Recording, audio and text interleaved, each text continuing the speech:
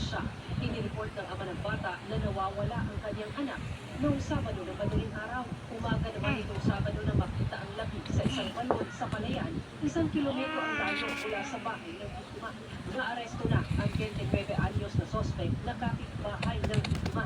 Ayon sa pulisya, ang sospek pa raw ang nagtungo kung nasaan ang biktima. Pero bigla umanong nawala ng matagpuan ang t-shirt at pantalon niya malapit sa balon. Nag-usap sa barangay official na siya yung responsible sa krimen na iyon. Sinabi niyang galing umano siya sa inuman nang mapadaan sa bahay ng biktima. Dumaan niya siya sa likurang kusina at inabutang natutulog ang bata kasama ang mga kapatid.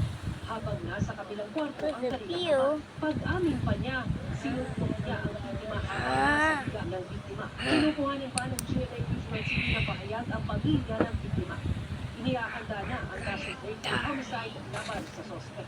Mula sa GMA Regional TV at GMA Integrated News, Sara Hilome Velasco, nakatutok 24 oras.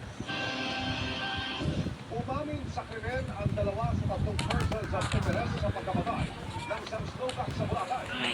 Hawak na sila ng pulisya. Narito, papakita. Pero wala pa rin ito sa kustudiya ng pulisya. Nakausap na rin ng SIDG ang Pilipinong kaibigan ng biktima na kasama niya sa isla.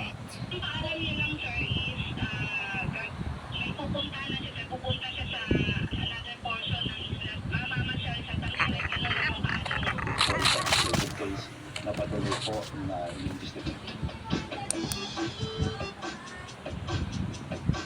Magandang gabi mga Bring my Ako po friend here. dito, bibigay sa inyo ng trivia sa likod ng trending na balita Mega Mall Shot. Ano ba ang tumalang pati? Nakakaiba raw ang itsura. Katunayan, may 200 specimen pa lang na mga ito ang mga dokumento at kapag-aralan. Malalim ng pato ng dagat, talagang Oh, hi, friend. What are you doing? Lipas na mga ilang oras, Just to say result some. parate namamatay ito kasi nga hindi sila para dun Okay. sa mababaw dapat parating. ay dahil sa napakalaki at pabiling itong bunganga.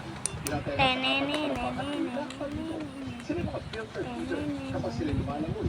Binubuksan nila kanilang napakalaking tubig para iputay ang mga brain sa kanilang Award si Kapuso Primetime Queen Marian Rivera. What the? Ngayong Women's Month naman, sinare din niya Yes, I do ang too. kanyang women's role model. They are Nakichika kay Audrey Carampel. smelly. Thank you. Ano, dami niya ID mo. Oh, Gaya ng karamihan sa I have mga a nagtatanang, firepower. hands-on din daw Look. si Marian Rivera pagkas ang pagiging kung magkano monthly. So may ganun talaga. Mula noon hanggang ngayon. Overwhelmed ako kasi The end. akala ko last